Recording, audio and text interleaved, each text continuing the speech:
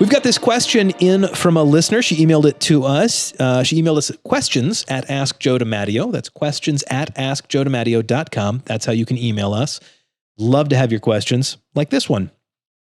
She said, my husband, who is over 70, has been taking Ambien for 10 years and experiences unusual behaviors before bed, sometimes exacerbated by a single glass of wine several hours prior. He has no memory of these incidents. Given his long-term use and age, could you discuss potential alternatives to Ambien and whether specific foods might trigger or worsen these side effects? Thank you, Susan. Well, thank you, Susan. That is a great question.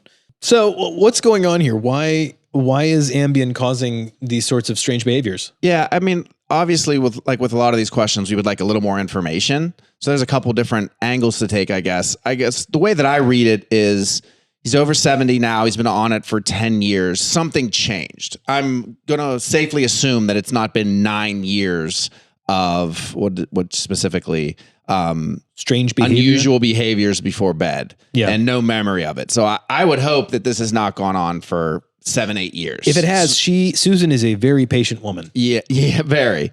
And so is he. But so I think that's one thing to look at here is what's changed. Yeah. It's been 10 years. So he's now over 70. Okay.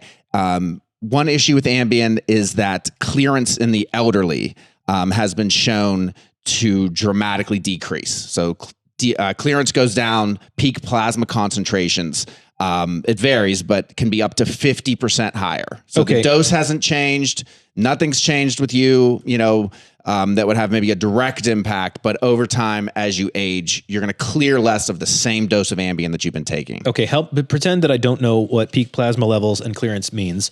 What are we talking about here? Yeah, so you take a medication, any medication, and it's to achieve some type of blood level. Okay. Okay, and the dose is targeted to achieve a certain concentration that gives you a certain effect. That's why there's varying doses of all the medications. So whatever dose it potentially, just going by the most clear example here, 50%. Yep. So whatever dose you take, maybe 10 years ago, it's achieving a certain plasma level. That same dose and that same person is now 50% higher. Wow. Later on, like all these things that goes in a spectrum and it occurs over time. You may have had a medication added, a lot of different, but just in the most simple terms, the same dose is giving him now higher levels in the blood. So realistically, that's not a stretch to say that 10 years later that could be the case. Yes, and it's the elderly factor. It's not, well, now he's 40 years old, he's been on Ambien for 10 years and this is occurring. Not that couldn't happen, but the age kind of starts to put you into a new bracket of how your body is clearing a medication like that. 60s to 70s is a bigger change realistically than 30s to 40s. Yes, exactly. Okay.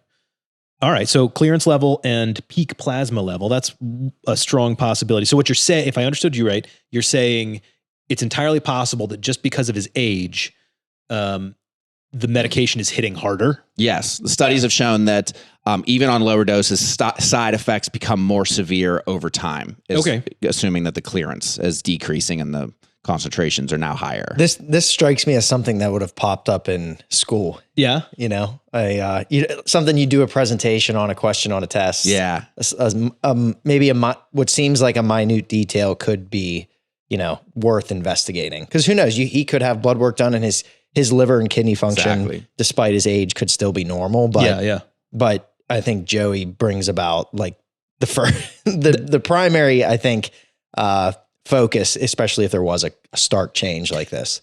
Should this not be something that his doctor would presumably catch and go, hey, you're still taking that? We should maybe consider dropping the dose. How's that treating you? Like, is that not something that primary care would notice? I think it's one of those things that, like we talk about a lot here. It's about having those conversations with your doctor. Why would the doctor assume? They're not say, oh, you're 66 now. How's that Ambien treating you? Yeah. They're going to wait for some feedback. So whatever's going on with you, like we often say, talk to your doctor about it, be open about it and honest about it.